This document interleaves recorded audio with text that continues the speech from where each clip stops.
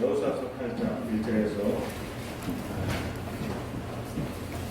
9절까지인데 29절까지 같이 한번 읽겠습니다. 여호수아서 8장 1절에서 29절까지 같이 기도하겠습니다. 기도합니다. 제가 한 절, 여러분이 해서 한 절, 이렇게 29절까지 기도하겠습니다. 여호와께서 여호수아에게 이르시되 두려워하지 말라, 놀라지 말라. 군사를 다 거느리고 일어나 아이로 올라가라 보라. 내가 아이 왕과 그의 백성과 그의 성읍과 그의 땅을 다 내 손에 넘겨주었으니 너는 여리고와 그 왕에게 한 것 같이 아이와 그 왕에게 하되 오직 거기서 탈취할 물건과 가축은 스스로 가져라. 너는 아이 성 뒤에 복병을 둘지니라 하시니 이에 여호수아가 일어나서 군사와 함께 아이로 올라가려 하여 용사 3만 명을 뽑아 밤에 보내며 그들에게 명령하여 이르되 너희는 성읍 뒤로 가서 성읍을 향하여 회복하되 그 성읍에서 너무 멀리 하지 말고 다 스스로 준비하라. 나와 나를 따르는 모든 백성은 다 성으로 가까이 가리니 그들이 처음과 같이 우리에게로 쳐 올라올 것이라. 그리할 때에 우리가 그들 앞에서 도망하면 그들이 나와서 우리를 추격하며 이르되 그들이 처음과 같이 우리 앞에서 도망한다 하고 우리의 유인을 받아 그 성읍에서 멀리 떠날 것이라. 우리가 그들 앞에서 도망하거든 너희는 매복한 곳에서 일어나 그 성읍을 점령하라. 너희 하나님 여호와께서 그 성읍을 너희 손에 주시리라. 너희가 그 성읍을 취하거든 그것을 불살라 여호와의 말씀대로 행하라. 보라 내가 너희에게 명령하느니라 하고 그들을 보내매 그들이 매복할 곳으로 가서 아이 서쪽 베델과 아이 사이에 매복하였고 여호수아는 그 밤에 백성 가운데서 자더라. 여호수아가 아침에 일찍 일어나 백성을 점호하고 이스라엘 장로들과 더불어 백성에 앞서 아이로 올라가매 그와 함께 한 군사가 다 올라가서 그 성읍 앞에 가까이 이르러 아이 북쪽에 진치니 그와 아이 사이에는 한 골짜기가 있더라. 그가 약 5,000명을 택하여 성읍 서쪽 베델과 아이 사이에 매복시키니 이와 같이 성읍 북쪽에는 온 군대가 있고 성읍 서쪽에는 복병이 있었더라.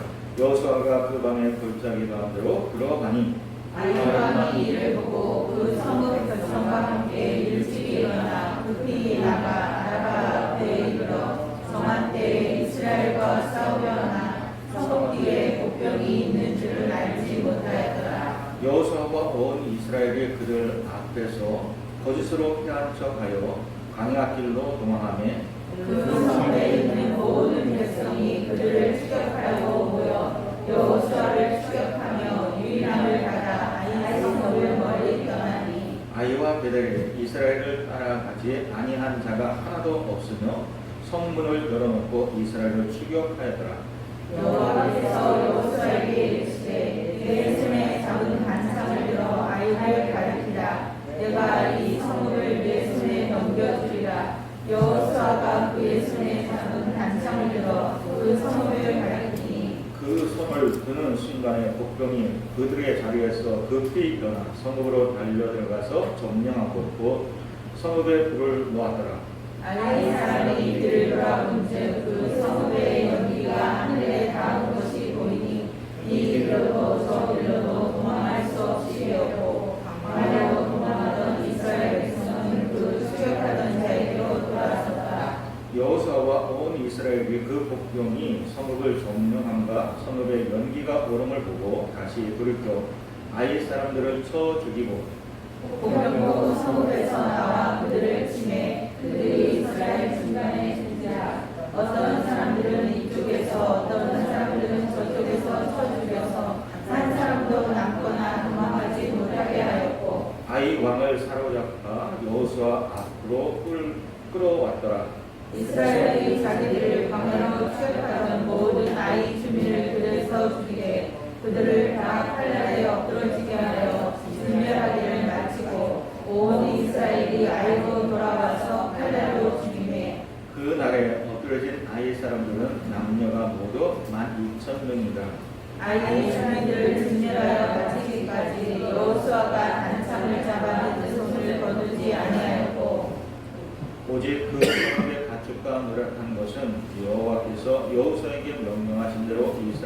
탈취하였더라. 이에 여호수아가 아이를 불살라 거기서 영원한 노력을 하더니 오늘까지 함께하였으며 같이요 시작. 그가 또 아이 왕을 저녁 때까지 나무에 달았다가 해세에 명령하여 그의 시체를 나무에서 내려 그 성문 너비에 던지고 그 위에 돌로 큰 무더기를 쌓으니 그것이 오늘까지 있더라. 아멘. 우리 가슴에 담은 소망이고 나 자신을 예수님으로 한번 축복합니다. 나는 하나님이 두고 오시게도 아까운 존재다. 다시 한번 확신 가지고 시작. 나는 하나님이 두고 오시게도 아까운 존재다. 그렇게 믿으십니까? 아멘. 우리 앞에 옆 사람 보시면서 서로 인사합니다. 사랑합니다. 사랑합니다. 기도하겠습니다. 네, 오늘은 여호수아 시리즈 13번째. 여러분이 교회 오기 전에 미리 좀 성경을 좀 읽고 오면 더 은혜가 될 것 같아요. 그래서 오늘도 성경 주부에는 1절부터 9절까지 있지만 그 내용은 1절부터 29절에 있는 내용입니다. 그래서 여러분이 미리 성경을 집에서 읽고 묵상하고 오면 말씀에 더 은혜가 되지 않을까 이렇게 생각되었습니다. 오늘도 말씀을 은혜받기를 주의 이름으로 축원합니다. 축원합니다.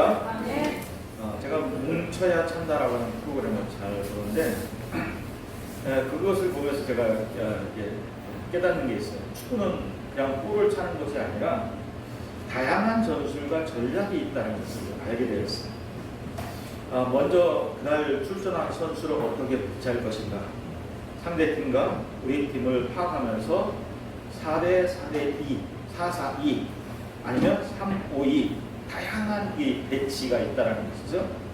또 코너킥이나 또 프리킥을 찰 때는 누가 어떻게 찰 것인가라고 하는 다양한 또 전술이 있더라는 것이죠. 이 중국 축구에는 공안팀이라고 하는 말이 있어요. 이 국가대표 대항전에서 중국 선수들이 한국 선수를 이기지 못한다는 것이 그게 공안팀이에요. 15억의 인구가 5천의 한국을 이기지 못한다는 건 말이 안 돼요. 그래서 이 국가적으로 중국에서 국가적으로 정책을 썼는데 어린이부터 선발해서 육성하고 유명한 외국 선수들을 영입해서 프로 축구를 활성화시켜가지고 축구를 세계적인 수준으로 만들겠다라는 그런 프로젝트를 세웠어요. 특히 이제 중국의 국가 주석인 시진핑이가 축구를 그렇게 좋아해요. 그래서 그런 프로젝트를 세우고 진행하고 있다는 겁니다. 2002년 한일 월드컵 때 우리나라는 히딩크 감독을 영입했죠. 한국의 축구를 세계적인 수준으로 끌어올려 놓았어요. 한국 선수들은 유럽 선수에게는 안 된다라고 하는 뿌리 깊은 인식이 있었어요. 왜냐하면 한국 선수들과 유럽 선수들이 같이 뛰고 있는 걸 보면 어떨 때는 꼭 중학생들이 이렇게 뛰는 것 같아요. 근데 한국의 경제가 이렇게 발전하면서 이 체격이 좋아졌음에도 불구하고 그런 뿌리 깊은 생각을 우리 한국 선수들에게 지울 수가 없었던 거예요. 그래서 히딩크가 유럽 전지훈련을 많이 갔어요. 처음에는 이 잘하는 국가들과 이렇게 대항을 해서 5대 0으로 매번 지는 거예요. 그래서 히딩크의 별명이 5대 0이 되버렸어요. 그런데 나중에는 이제 유럽의 약한 팀, 좀 최정상이 아닌 팀과 대결을 해가지고 이기게 되었는데 그때부터 한국 선수들이 자신감이 붙게 됐어요. 2002년 그 월드컵 때 우리가 이제 이탈리아나 포르투갈을 꺾고 이제 4강에 진출하게 됐죠. 지난번 그 월드컵 때는 세계 최강이었던 독일을 2대 0으로 이겨가지고 독일이 16강에 진출하는 데 자유시켜버렸어요. 그래서 그때 우리도 할 수 있다라고 하는 생각이 이제 더 확신을 갖게 된 거죠. 자, 1차 아이성 전투에서 실패한 이스라엘 백성들의 마음은 어떤 마음이냐면 마음이 녹아서 물과 같이 됐다라는 거죠. 우리의 마음에도 모양이 있습니다. 예수님을 닮은 모양, 경건의 모양, 우리 마음에 그런 모양이 있어요. 여러분에게 예수님을 닮은 모양이 있기를 주의 이름으로 축원합니다. 경건한 모양이 있기를 주의 이름으로 축원합니다. 또 어떻게 승리할 수 있다라고 하는 모양도 있을 것 같아요. 자, 그런데 이 모양이 깨어져서 물같이 되었다는 것은 뭐냐? 다시 주워 담을 수 없다는 것이에요. 사기가 아주 완전히 저하됐다는 것이에요.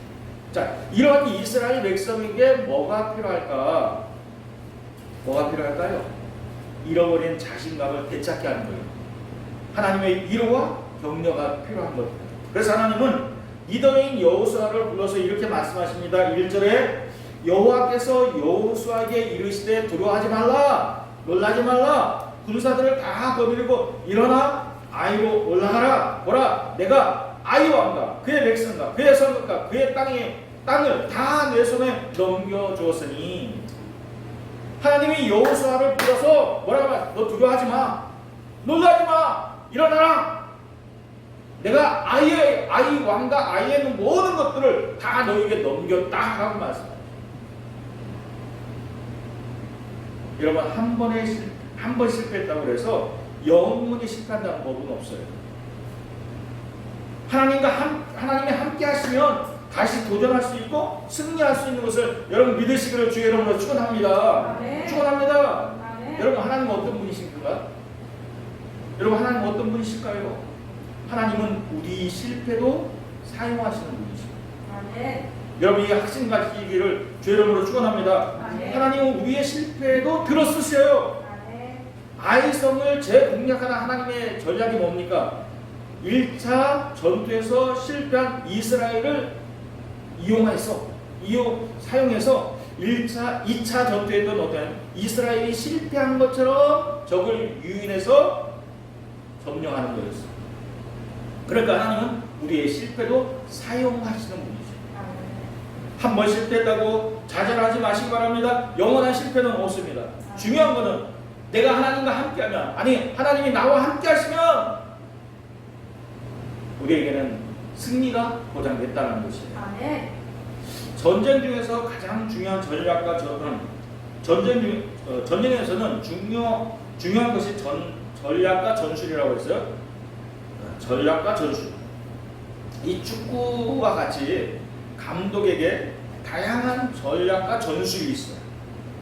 그래서 상대에게 맞는 전술을 활용해야 한다는 것이죠. 그런데 우리가 잊지 말아야 될 중요한 원칙 가운데 하나는 뭐냐면, 모든 전쟁은 하나님께 속해 있다. 하나님께 속해 있다. 따라서 합시다. 모든 전쟁은 하나님께 속해 있다. 여러분, 모든 전쟁은 하나님께 속해 있다는 거예요. 하나님이 함께 하시기만 하면, 하나님이 도와주시면 이긴다는 거예요. 우리의 삶도 마찬가지. 하나님이 나와 함께 하시면, 나를 도와주시면 우리의 삶에 승리가 있습니다. 여러분, 사무엘상 17장 47절에 전쟁은 여호와께 속한 것인즉 그가 너희를 우리의 손에 넘기시리라, 이 말씀이 있습니다. 이 말은 다윗이 골리앗과의 싸움 전에 얘기한 거예요. 다윗의 고백이에요. 소년 다윗의 고백이에요. 소년 다윗이 골리앗한테 뭐라고 합니까? 너는 칼과 창으로 내게 나오거니와 나는 만군의 여호와 하나님의 이름으로 너에게 나온다는 것이죠. 그래서 어떻게 다윗이 물맷돌을 돌려서 한 방에 골리앗을 쓰러뜨리고 이긴 거 아닙니까? 하나님 나와 함께 하시면, 나를 도와주시면 이긴다라고 하는 사실, 이 한 가지를 여러분 잊지 마시기를 주의 이름으로 축원합니다.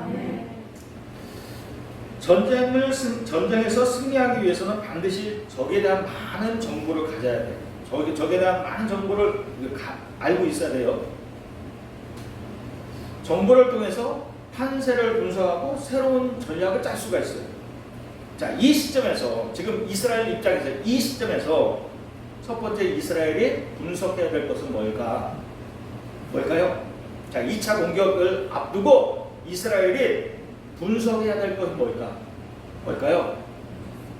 첫 번째, 1차 전쟁에서 우리가 왜 실패했나, 이걸 분석해야 될 거예요. 그렇죠? 자, 1차 아이 전투에서 이스라엘이 실패한 원인을 세 가지로 우리가 볼 수 있어요. 첫째는 뭐냐면, 여호수아와 이스라엘 백성이 하나님께 기도하지 않았어요. 하나님의 방법을 구하지 않았어요. 여리고 성 전투는 전쟁의 하나님의 전략에 의해서, 하나님의 방법에 의해서 승리했는데, 이들이 여리고 성 승리 이후에 승리에 도취돼서 하나님께 기도하는 것, 하나님께 묻는 것, 하나님의 방법을 묻지 않았어요. 자만심에 빠져서 하나님께 묻지 않고 우리 힘만으로도 할 수 있다라고 하는 생각을 갖고 아이를 공격했다. 그만 실패하고 말았어요. 두 번째는 뭐라고 그랬죠? 두 번째는 아간의 범죄 때문에. 아간의 신할산에 외투한 걸과 은 200세겔과 금 500세겔을 훔쳐서 숨겼다가 그의 죄로 인해서 36명의 무고한 생명이 죽고 스바림까지 쫓겨났습니다. 그러니까 여리고성 전투는 뭐냐면 군사적인 문제가 아니라 신앙적인 문제예요. 가나안 땅에 있는 죄를 몰아내고 또 우리 안에 있는 죄성을 죽이는 거예요. 이게 가나안 전복의 싸움이에요. 지난주에 아간의 범죄를 우리 안에 퍼지고 있는 전염병의 코로나로 비교해서 제가 말씀을 드렸어요. 그렇죠? 여러분, 이 아간의 범죄는 우리 안에 있는 전염병의 심각성을 깨닫지 못하는 무증상 확진자와 똑같아요. 가만 가서 이 코로나가 심각하게 큰일 났어요. 우리 딸 결혼도 해야 되는데 참 심각해요. 근데 저는 감사했어요. 하나님, 이 코로나로 인해서 더 이기를 주셔서 감사합니다. 우리 하나님께 더 간절하게 매달려서 기도할 수 있게 해주셔서 감사합니다.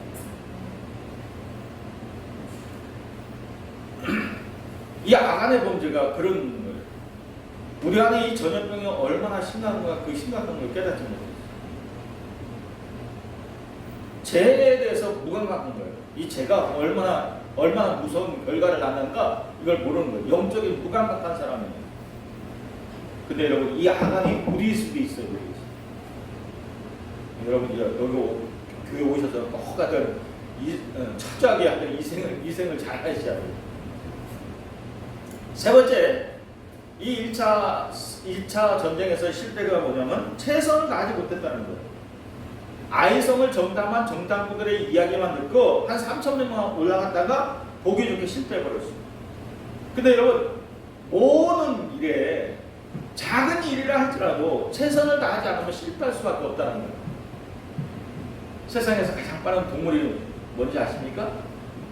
세상에서 가장 빠른 동물, 치타예요. 치타.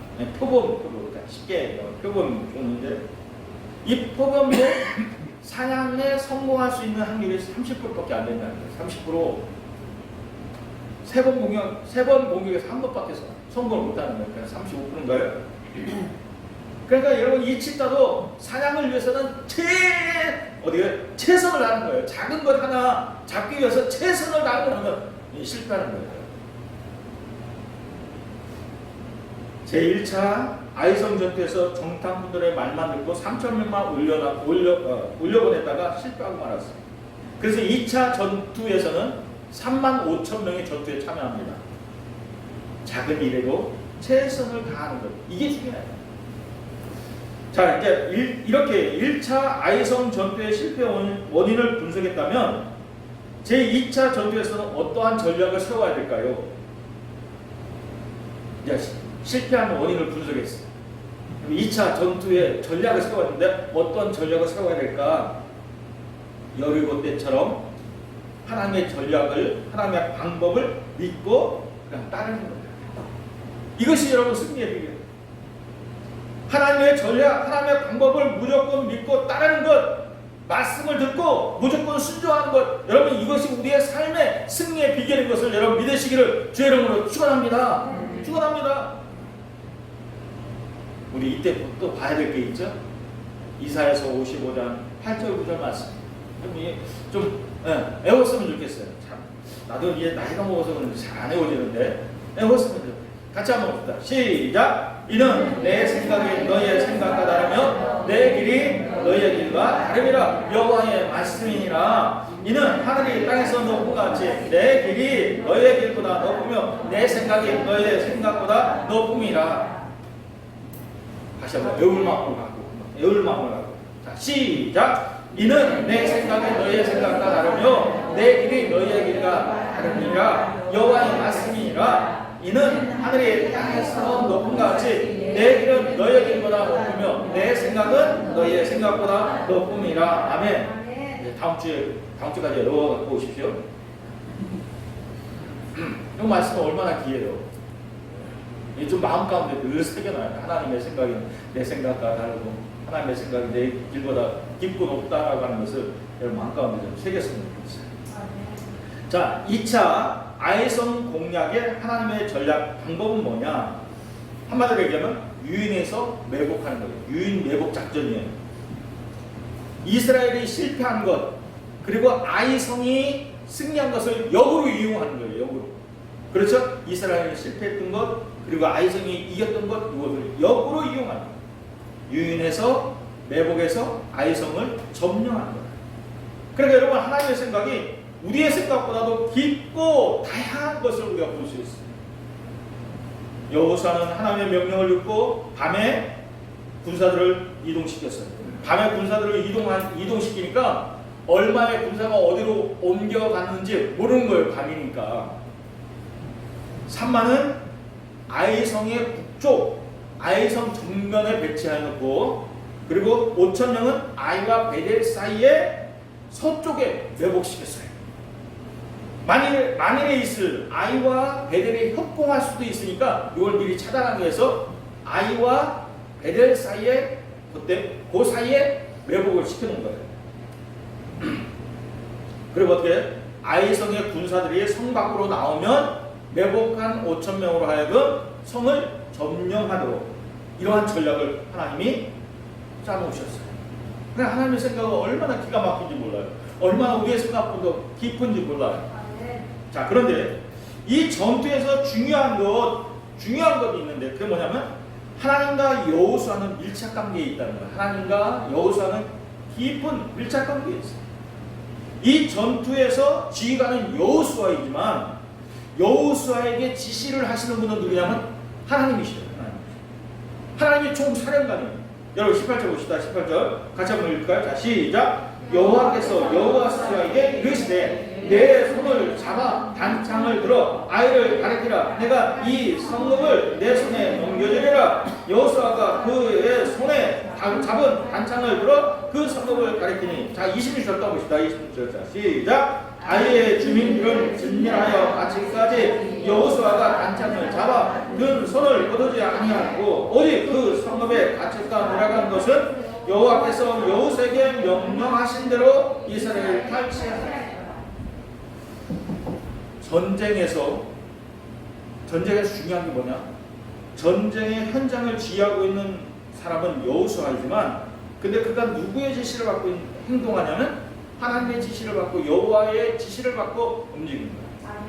하나님이 여호수아에게 너 단창을 들어서 아이성을 가리키라 라고 하니까 그때부터 반격이 일어나기 시작합니다. 매복했던 사람들이 성을 점령해서 불을 질러서 연기가 나기 시작한 거예요. 그리고 어떻게 성이 점령되기까지 여호수아의 단창은 내리지 않았어요. 그러면 하나님이 여호수아에게 단창을 들어 아이를 가르쳐라라고 말씀하시니까 그 지시를 받아서 여호수아가 그대로 해서 이 전쟁을 이기는 거예요.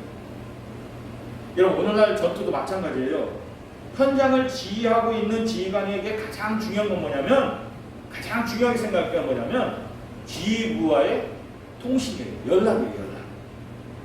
현장에서 전쟁을 수행하고 있는 소대장 그리고 중대장 대대장 이 옆에는 항상 누가 있냐면 옆에 누가 있을까요? 통신병이 있어요. 통신병을 통해서 항상 어떻게 현재의 상황을 상부에다 보고합니다. 그리고 필요한 지원을 요청할 수 있는 거예요. 통신병이 있어야 돼요. 통신병. 상부와 통신이 두절되면 어떻게 될까요? 전쟁 한복판에 고립되게 되어 있어요. 근데 오늘날 옛날 전쟁도 이랬는데 오늘날은 더 이 통신이라고 하는 더 중요한 장비가 되었어요. 옛날의 전투는 그냥 평면적인 전투예요. 평면적인. 저기 저쪽에 보이면 그냥 가서 공격하고 또 우리가 좀 불리하면 피하고 그런 평면적인 전투예요. 근데 요즘의 전투는 뭐냐? 입체적인 전투예요. 무슨 말이냐? 지상에서 벌어지고 있는 전투 상황을 인공위성에서 잡아요. 인공위성에서 항공기를 띄워서 항공기에서 파악을 하는 거예요. 그러니까 여러분 보세요. 하늘 위에서 파가니까 이게 훤하게 보이는 거예요. 지상에서 보면 적이 어디에 있는지 어디에 장애물이 있는지 못 보는데 하늘에서 보니까 위에서 보니까 이게 다 보이는 거예요. 다 보이는 거예요. 그래서 전투기 지원도 받고 포사격 지원도 받는 거예요. 범인을 잡을 때도 그렇죠. 범인을. 요즘 범인을 잡을 때도 그냥 잡는 게 아니라 어떻게 할까요? 헬기를 띄워서 범인이 어디로 도주하는지 도주로를 다 차단해버리는 거예요. 그러니까 이게 입체적인 전투예요. 그러니까 입체적으로 그러니까 더 꼼짝 못하는 거예요. 자, 2차 아이성의 전투는 그런 입체적인 전투예요. 위에서 하나님이 보시고 계시고 하나님이 현장을 지휘하면 여호수아가 현장에서 하나님의 지시를 받고 그대로 움직이는 거예요. 하나님이 단창을 들어서 아이를 가리키라 하니까 아이를 가리키니까 반격이 시작되어졌어요. 여호수아가 단창을 잡고 계속 아이성을 가리키니까 아이가 아이성을 완전히 점령할 수 있었어요. 자, 입체적인 전투를 위해서는 여호수아는 전쟁 한복판에서도 전투 중에도 가장 민감하게 가장 중요하게 생각할 건 뭐냐면 하나님이 내게 뭐라고 말씀하시는가. 이게 우리 삶에도 똑같이 적용볼 수 있어요, 여러분.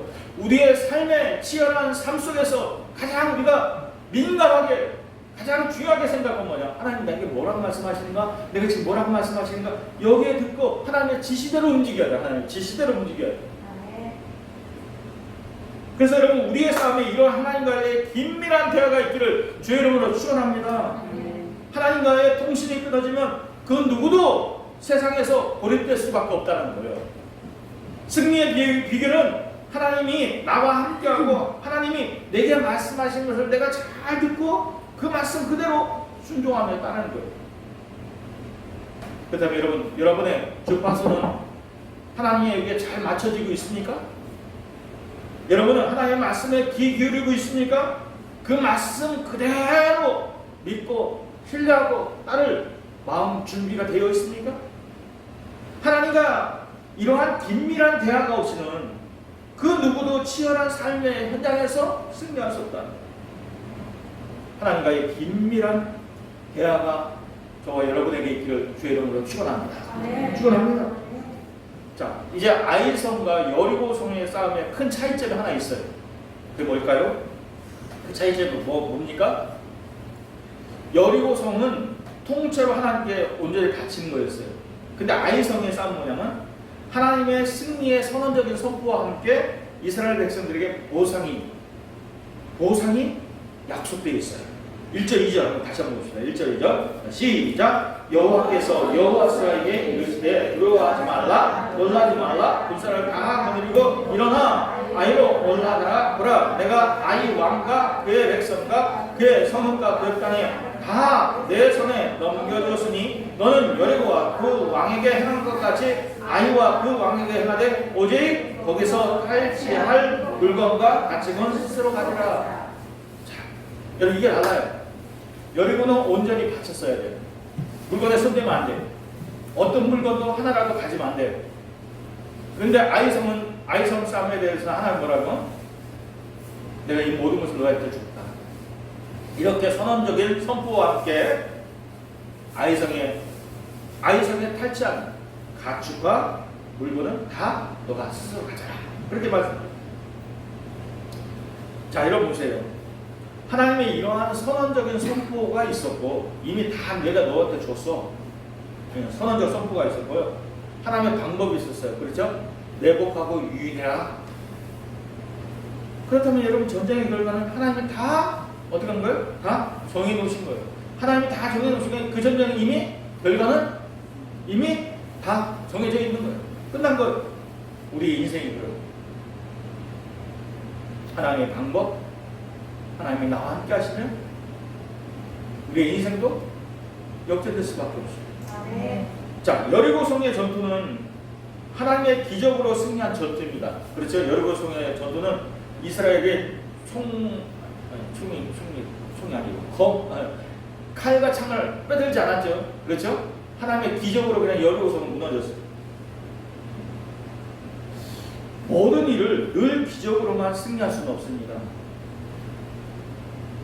우리가 세상을 살아가는 데는 하나님의 기적이 우리에게 때로 필요하지만 근데 모든 일에 하나님의 기적이 있을 수 없어요. 인간의 지혜가 필요한 거예요. 그래서 아이성의 이 전투는 기적이 아닌 지혜를 배우게 하는 전투예요. 전쟁을 위해서 이렇게 머리를 써야 되는데 지혜를 가져야 된다라고 하는 이 하나님이 한 수 가르쳐 주는 거예요. 그리고 인간의 노력에 따른 그 보상을 따라온다라고 하는 것을 가르쳐 주는 거예요. 그러니까 여러분 보세요. 이 여리고성의 전투는 온전한 헌신이 무엇인지를 보여줘요. 그 어떤 물건도 서두지 마. 하나님께 온전히 바쳐야 돼. 그래서 온전한 헌신이 뭔가 하는 것을 보여주는 게 여리고성 싸움이에요. 근데 아이성 싸움은 뭐냐면 전투를 위해서 인간이 어떻게 지혜를 가져야 되는가, 또 인간적인 필요를 어떻게 하나님이 채우신가, 이거를 보여주는 전쟁이에요. 그래서 아이성에서 탈취한 물건과 가축은 너희가 가르쳐라. 이것이 여리고 성과의 성싸움과의 가장 큰 차이점입니다. 우리가 세상을 사는데 실패를 두려워하지 않고 그 실패를 듣고 일어서고 그 실패를 역으로 이용하는 것을 하나님이 아이성 싸움에서 이스라엘 백성들에게 가르쳐 줬어요. 오늘 우리에게도 마찬가지입니다. 저희가 삶에 실패해서 그 삶을 어떻게 딛고 일어나는지, 그 실패를 어떻게 딛고 일어나는지 이걸 가르쳐 줍니다. 뿐만 아니라 작은 일에도 최선을 다할 것을 말씀하십니다. 그리고 전투에 있어서 가장 중요하게 생각할 것, 하나님과 긴밀한 대화가, 통신이 끊쳐서는 안 된다라는 것을 이 아이성 싸움에서 말씀해 주십니다. 이것이 삶의 비결이라는 것이에요. 전투에서 우리의 삶 속에서 하나님과 통신이 끊어지는 일은 절대로 일어나서 안 된다는 것을 여러분 마음 가운데 새기기를 주의 이름으로 축원합니다. 그래서 전투적인 상황이죠. 지금 전쟁의 한복판에 있지만 중요한 건 하나님과 나는 긴밀하게 통신이 잘 이루어지고 있는 것. 이 통신이 잘 이루어질 수 있기를 주의 이름으로 축원합니다. 기도하겠습니다.